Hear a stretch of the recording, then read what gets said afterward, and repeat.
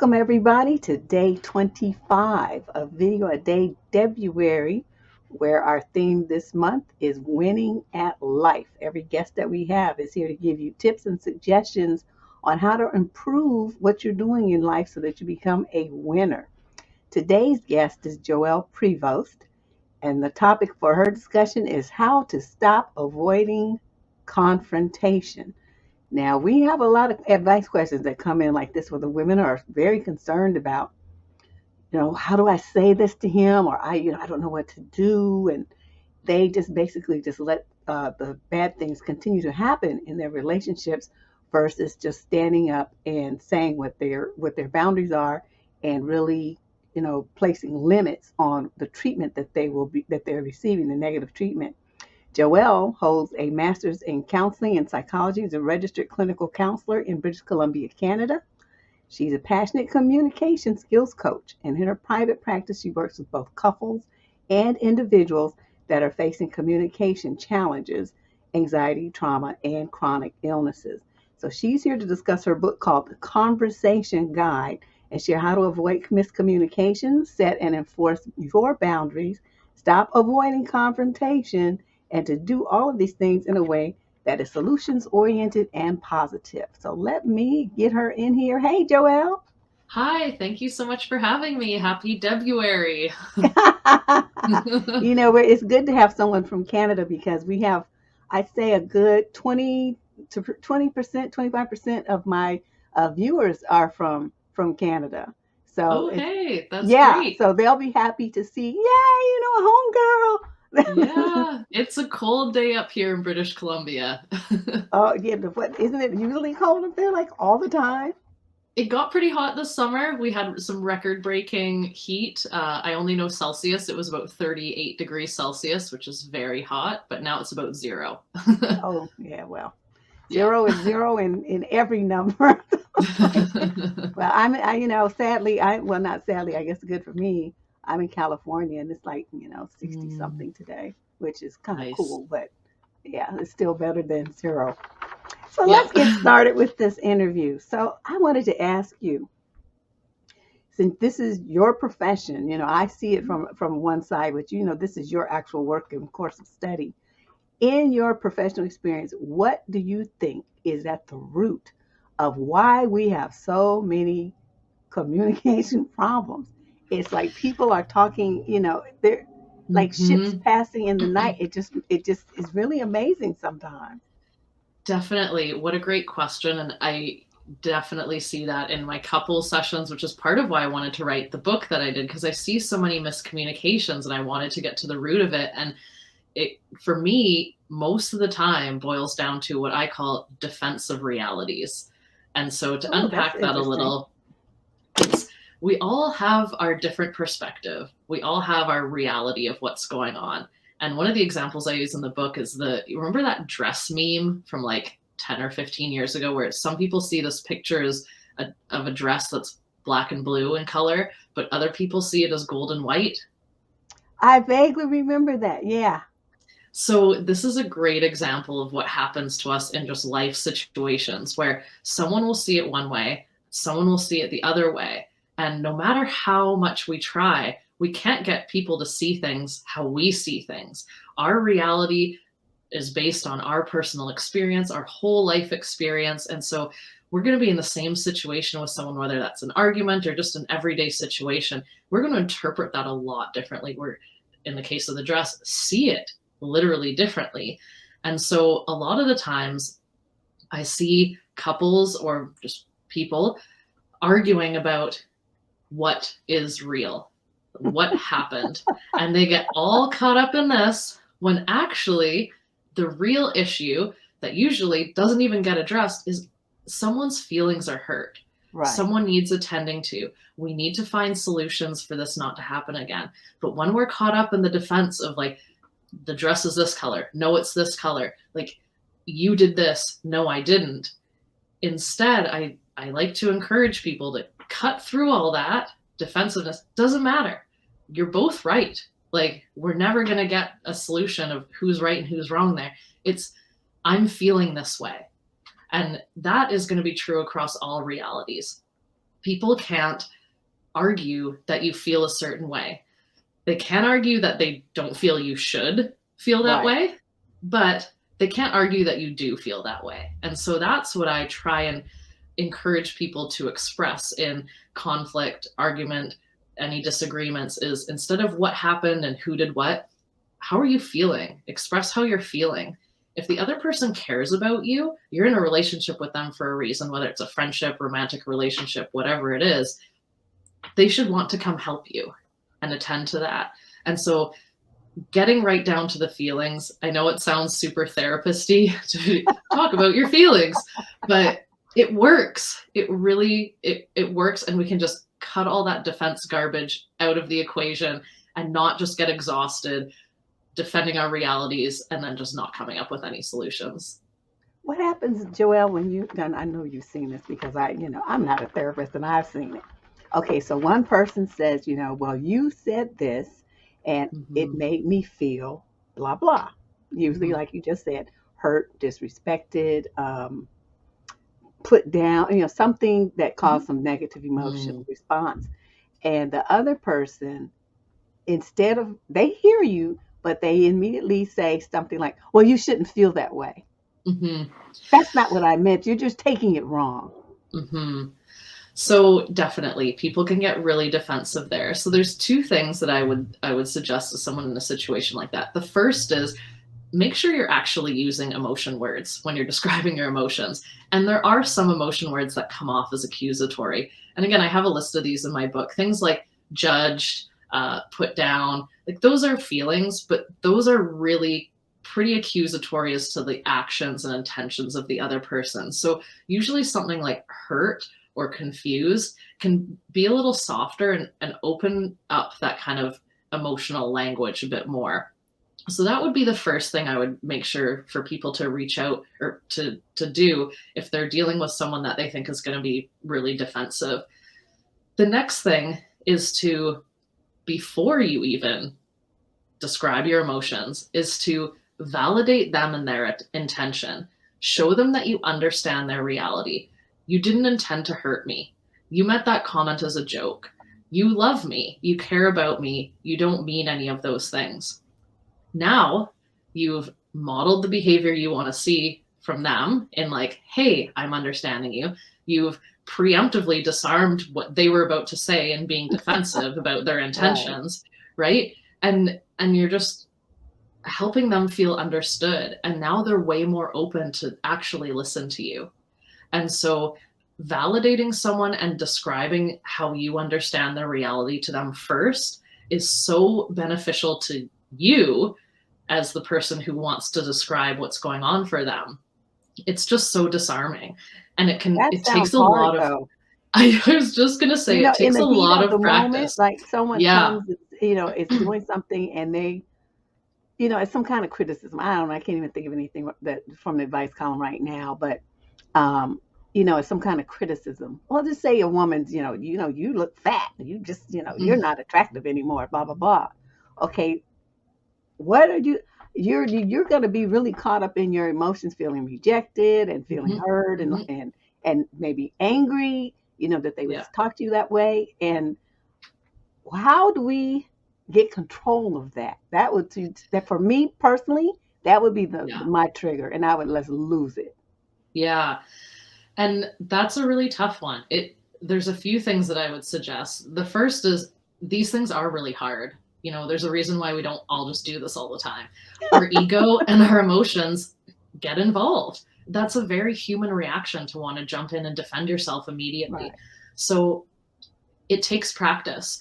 Like getting into someone's reality, validating them, you can practice that in non-emotionally intense situations. And therefore, that muscle will be a lot stronger for when the emotions do come in. You'll kind of have Oh, it okay. ready. So that would be a really great suggestion for that. Also, yeah, it is rough to put your ego aside. And like I said, though, hopefully remembering the motivation that validating them first is beneficial to you. This isn't just for them to feel, oh, great, they feel understood. It's like, oh, yeah, that's going to help them hear me. That's going to make me feel heard. That's going to make them not be defensive. I'm going to be able to actually get through to them. Reminding yourself of that motivation can be really key. Another thing is, in a situation like that, if someone's going around calling you fat, that's pretty awful.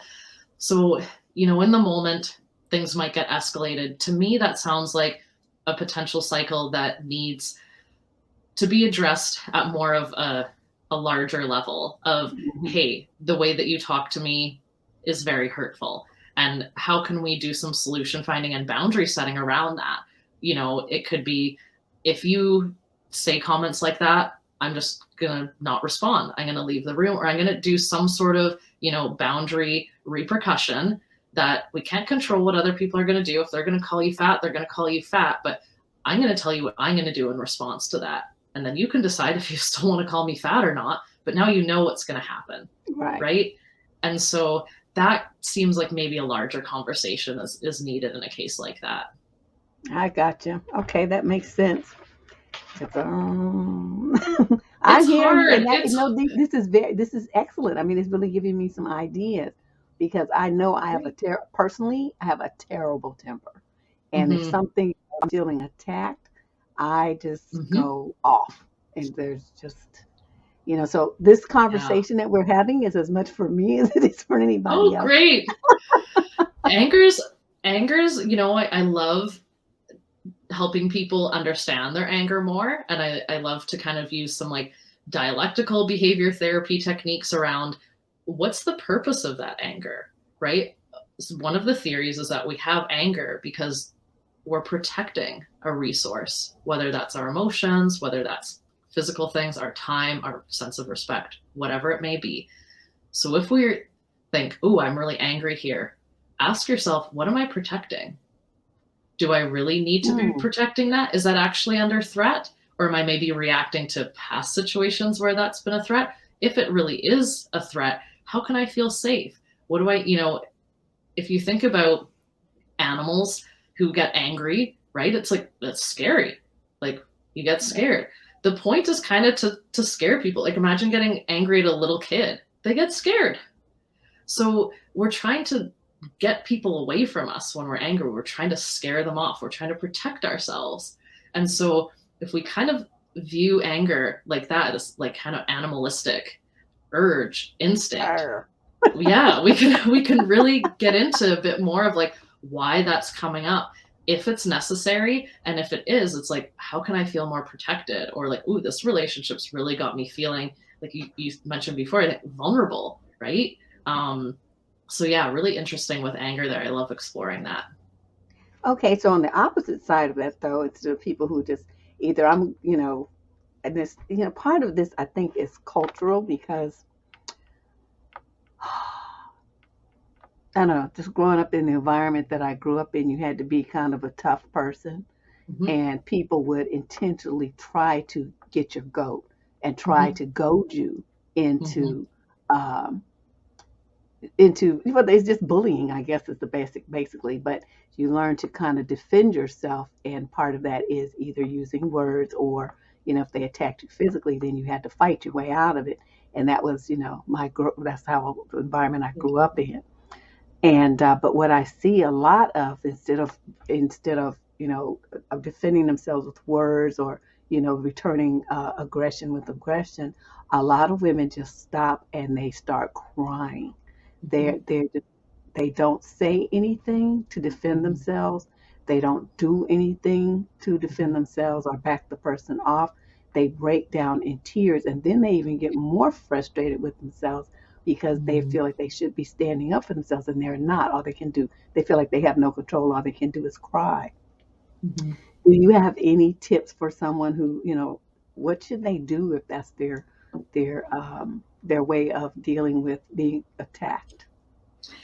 So I think it would depend situation to situation if that's someone's kind of way of managing that or coping with that.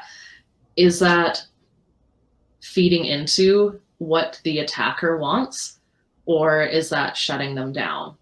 And so oftentimes we Mm, unfortunately reward bad behavior. And then guess what happens? Keep seeing it, yeah. right? We're simple animals if we break it down into basic behavior and reward kind of principles. So if your attacker in that way is trying to get an emotional response out of you, then you're feeding that, right? Sometimes people are trying to, like you say, get your goat because they want some sort of connection. They want some sort of, and sometimes when people have, again, like grown up in situations like that, or just really used to them, that's their way of releasing emotion, expressing emotion, sometimes even showing love. Like, it can get very confusing if that's been a really long-term thing.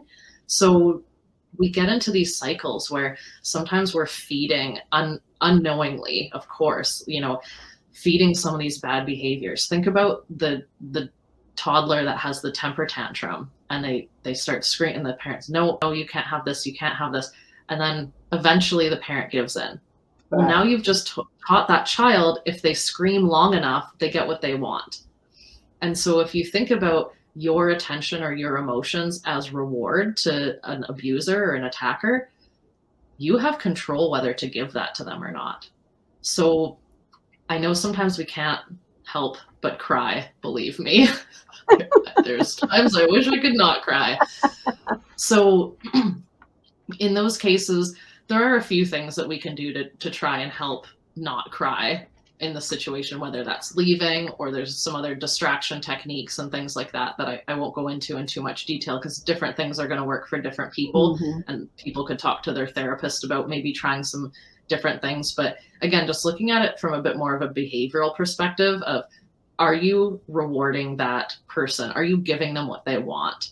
Are you, giving them your goat if that's what they're trying to get, type of thing, right? What do you think about when we're trying to set boundaries? Because what you just said just reminded me of that. Okay, a woman will, and what happened with the example you gave with a child, they do the exact same thing with men. So they say, no, I don't want to do whatever. I don't want you to do blah, blah. I don't want to go, whatever. And then the guy says, oh, come on, come on, come on, come on. You can do it. You can do it. You should try it. Come on, come on, come on. And then they eventually give in. Yeah. What can women do to change that desire to give in and hold their boundaries in place? Definitely. So this is one of the things that I highlight is why boundaries are so hard, because it's hard to be consistent. And we do this because we often pick boundaries that are unrealistic. An example is like, a friend of mine has a lot of high family conflict, and often their sibling will be like, well, I'm never talking to you again. Well, that's not a realistic boundary. Right. We know that that's not gonna happen. So that's kind of an extreme example, but sometimes we don't do a great job picking realistic boundaries because, again, our emotions are high. And so we need to kind of take that step back and think, what is something realistic that I could do consistently and stick to? And then also thinking, as part of that boundary setting plan, what is this person going to do potentially to try and get me to break my boundary? And I see this a lot in people who do no contact with exes. The ex will usually try one of two tactics, or both of them, which is, firstly, oh, I need your help. I love you so much. Help me, help me. You're the only person that can, help me. Or you're a terrible person, F you. I don't know if I can swear. F you, come defend yourself, basically. Right? I'm attacking your character. Come defend yourself. Like, here's a bunch of untrue stuff about you that we all know is untrue. Come tell me it's untrue. Right? So they will try and bait you to break your boundary. So knowing that those things potentially might happen can help prepare us to be strong in those instances where it's like, if I really think that saying I'm never going to talk to this person again is a realistic boundary, I need to have a plan in place if they try and bait me to break that. Is that talk to a friend? Is that block them on social media? Is that, what can I do to help me be consistent? Be consistent with your boundaries. Otherwise, again, just think about the toddler. If you're like, no, you can't have this. Okay, yeah, you can. You talked me into it. Well, guess what they're going to keep doing, right? They're like, this is great. Yeah. Hey, if I just annoy them enough, and harass them enough, hey, they'll do what I want. I just got to really turn up the volume here, right? I got to get physical. I got to get, just really extreme with my verbal harassment. I have to, do all these different things. Like, people do a lot of really extreme things to get what they want, if they want that attention, connection, whatever it may be, right? So yeah, set realistic boundaries, be consistent, have a plan. You talked about getting derailed in conversations, and Hmm. the conversation that that you're trying to have never really getting resolved, never really come to any kind of conclusion. What kind of ways do people do that? Derail what you're trying to do. So a big one that I see a lot, one of the more popular ones, is they commandeer your conversation. If you're like, hey, this situation hurt my feelings, something like that, they'll say, well, you did this, because they'll have something that they're harboring, and they'll take over your conversation, make it about themselves, because they either didn't know how to bring up that they were hurt, maybe they just weren't aware until that moment, or they just literally want to distract you because they feel bad that they did something kind of bad. So they're going to just flip the script. So that's a really big one. It's kind of, falling into that victim mentality of like, almost trying to one up the other person, Hmm. or yeah, just Well, distract what them. about what you did? And so you have to feel sorry for me Yeah. now. That's a really big one. Yeah. So also, things like really escalated emotions just on either end can derail. Often, yeah, lots of different topic changes, which is why I suggest to people, if you are going into a conversation that you feel like is potentially going to be emotionally intense, to have your goals really, really clearly laid out in your head. What is Hmm. the point of this conversation? The point is to maybe describe how I'm feeling, maybe understand a bit about how they're feeling, and probably to find some solutions. How do we make sure this doesn't happen again? Like I mentioned before, oftentimes we don't get there because we get derailed, we get exhausted, we get caught up in the defense of the realities, and we're like, forget it. Was this such a big deal Not anyway? And worth then guess it. what? It happens again. So if we finally get to the solution finding stage and we're able to actually think of specific things, not like, okay, well, we'll change that next time or we'll do it differently next time. It's very vague. We're going to default to the status quo if we say that. So, what are we actually actionable things we can at least try? It doesn't have to work. We can at least try and see how it goes. How can you do something different? How can I do something different? And then move on. Well, this sounds like, to really execute these techniques requires a lot of emotional intelligence. Yes, it does. Definitely. And I go through that in my book for sure in the first bit. It's our boundaries are our responsibility. Our emotions, are our responsibility. We can't expect anyone to know how we feel unless we know how we feel. And understanding that can be a big part too. Sorry. And so, having that emotional intelligence, having that self-awareness, it takes work. Work with a therapist, work on your own. How am I feeling today? Do a feelings check in. A lot of us just go through life kind of not even really knowing how we're feeling and why. I love using cognitive behavior therapy to kind of get a bit deeper into why am I reacting with that emotion? How am I Mhm. interpreting this situation that's maybe causing this emotional reaction? That can be really helpful. But yeah, it does take a lot of work, but it's so worth it to be self aware and then just being able to have that clear, concise communication. It does sound good. Another thing I wanted to ask you since you're here, because this is another, see, I'm just like, yeah, well, what about this? And Joelle, what about Yeah, that? bring it on, bring it on. One thing that I've noticed a lot is that women don't, it comes up a lot. They ask like for permission to feel what they're Mm-hmm. feeling. Mm-hmm. Is it okay if I'm angry? Is it okay if I don't want him to talk to me like that? Is it okay to be upset or jealous or whatever the situation is? It's like they're looking for permission to feel Mm-hmm. that way. And then the second part of that is, then if you say yes, you do have the right to feel that way, well, how do I explain it to him in a way that doesn't hurt his feelings? I'm like, Yeah. huh? So You're sitting here, look, you're like a machete was taken to yours, and you're trying to figure this all out, but you're concerned about, See, I don't. So Yeah, and that's kind of the new response that sounds like it's been coming up in some psychology stuff that I've been seeing as like the fawn response of like, tending to the attacker or abuser of like, oh my gosh, no, it's okay, and like kind of, pushing your own needs aside and tending towards them. And definitely in women, I think that's something that comes up a lot as we've kind of been taught to like tend to other people, and that we shouldn't be emotional, or we shouldn't, express what we're feeling. So to your first question though, of yeah, sometimes we're like, am I justified in my anger? Am I justified in my jealousy? Is it okay to be feeling this way? And so to that, I definitely, again, back to the emotional awareness, looking at, we have our situations, we have our reactions, but we're not actually reacting to the situation. Like the example I use in my book is like being stuck in traffic. We're not reacting to being stuck in traffic. We're reacting to our thoughts about that. And that's what cognitive behavior therapy is the person's like, these people on the road don't respect me, or like, I'm going to be late for work. Whereas the person in the car next to them might be thinking, oh, great, I get to have a longer chat with my best friend or listen to my favorite song.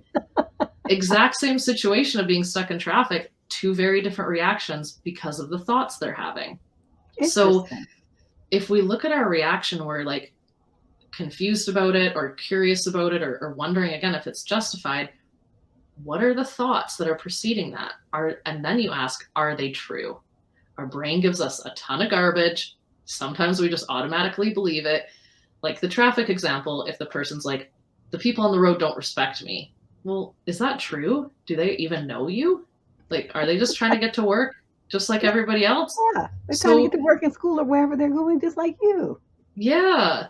So maybe that thought isn't true, or at least not 100% true. Maybe it's like 2% true. Maybe they kind of just don't respect anybody, but it's nothing personal. So is the anger justified there on a thought that's like 98% not true? Well, you might want to, that might help you change your reaction to like, oh yeah, actually, like, man, my brain gave me that. It was automatic, not my fault. Brain activity happens. We all have intrusive thoughts. We just need to be, kind of appraise our thoughts for how true they are. So that can help people in like, oh, I'm feeling this anger or this jealousy or whatever, this sadness. Are my thoughts that are causing that true? If they are, then it seems like it's justified. If they're maybe not true, then, sometimes it's like, oh yeah, I was remembering a situation with my ex.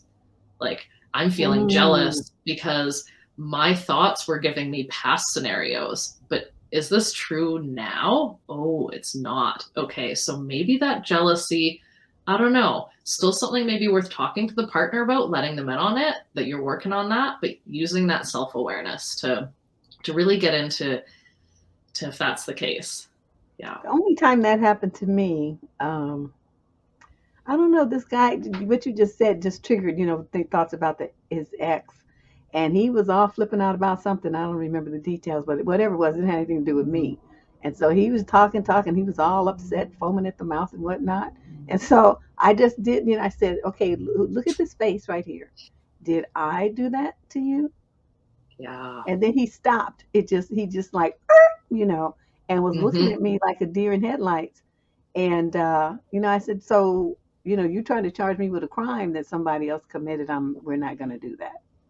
And I yeah, stayed very that calm, but I just let him know great. We're not doing that. Amazing.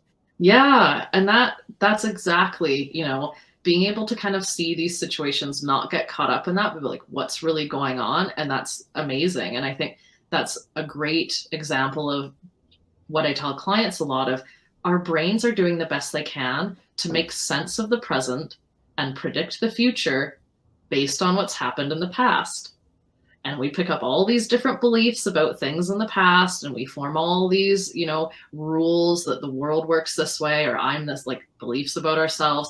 And that's the lens we see the world through. So your partner in that situation is going to see you through the lens of like, oh, I'm being cheated on, or oh, this person's being dishonest, because that's what happened before.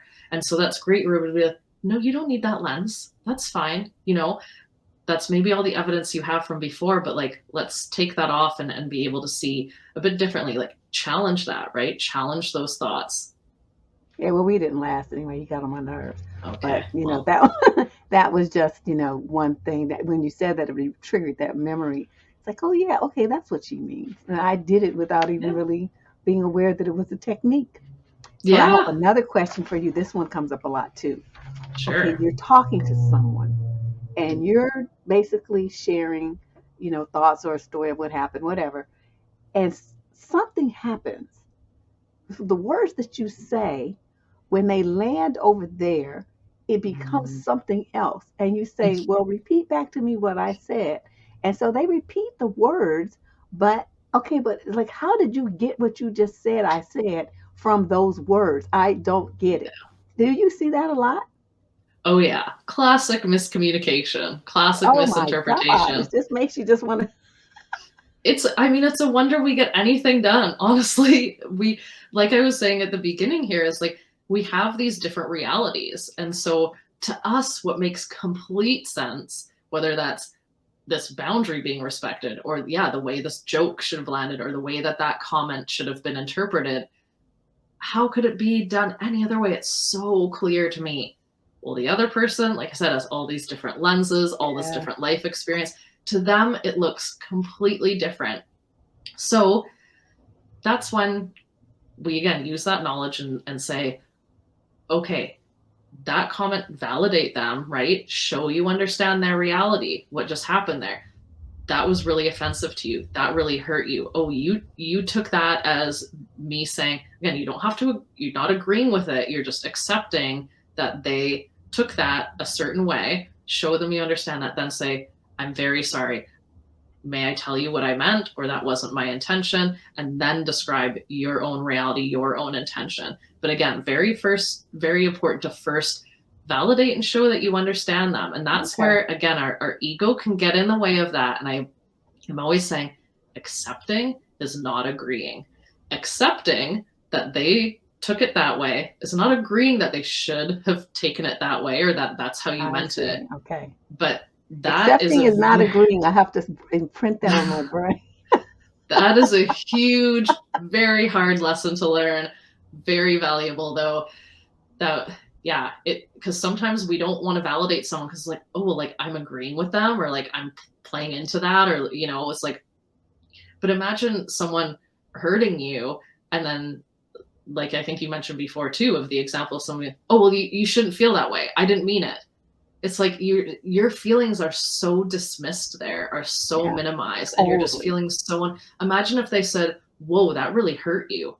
Do you think they're agreeing with, like they're saying, oh, I meant to hurt you? No, they're just showing that they understand what just happened to you, which is huge. We all just want to be understood. We all just Yeah. want someone to say, you know what, I see you. I understand, or I'm at least trying to understand what you're going through. What do you say about people who hold on to stuff for, I mean, like years or decades even, and then come and bring it up to you and want to, charge you with some egregious behavior that you didn't even know that you did, and Hmm. here they are bringing it up, years and years later, when you could have, fixed the problem had they brought up right away. Yeah. So in that case, again, it would maybe be different situation to situation, but potentially that instance is part of a bigger theme that is still being fed for them. Whether that's, you in a lot of relationships, disrespect. It's like, oh, the dishes. It's never actually about the dishes. Who cares about that? It's that you don't respect my time. You don't respect our shared living space, things like that. It always Gotcha. goes a lot deeper than those actions. And so someone holding on to that, you got to think, what are they gaining from holding on to that? There's a reason that that's happening. So that belief there, that feeling there is being fed still. They can't let it go for some reason. And so they're probably still feeling that way. And maybe they're not aware of that. They can't verbalize that. They don't maybe understand. And so the best they can do is to bring up that really obvious situation that was 10 years ago. But maybe there have been little instances of disrespect still. Who knows? Yeah, I mean, there might be other things on their end too, of like, issues with letting things go too, though, right? I mean, there's, again, probably a lot of things at play in a situation like that. I just, just came to mind that that has happened, and people say, but why did they tell me? That was years ago when that happened, and they are still upset about it, and blah blah blah. And that's maybe one of those things where it hasn't been resolved. You know, the person sounds like they didn't express how they were feeling in those moments. So maybe they didn't have the tools. Maybe the relationship culture is not safe enough for them to express how they feel. Maybe they've got some own blocks, like, again, not having skills, or just other mental blocks of like guilt and things like that they can't express how they're feeling. But also maybe they feel like they've tried, but nothing's changed. Maybe there hasn't been direct communication, or, like I said, maybe just vague, oh, sure, I'll work on that. And then, of course, nothing changes. Gotcha. And so maybe they're feeling like, well, it's so obvious to me, or I've implied this, or I've even maybe said it directly, who knows? And then nothing happened. And so this is horrible for me. Like, I still have this issue happening over and over again. Like, this was never resolved. They don't feel like there was any understanding of their reality and their perspective and what was going on for them. And then no change to make sure that doesn't happen again. Right. Oh boy.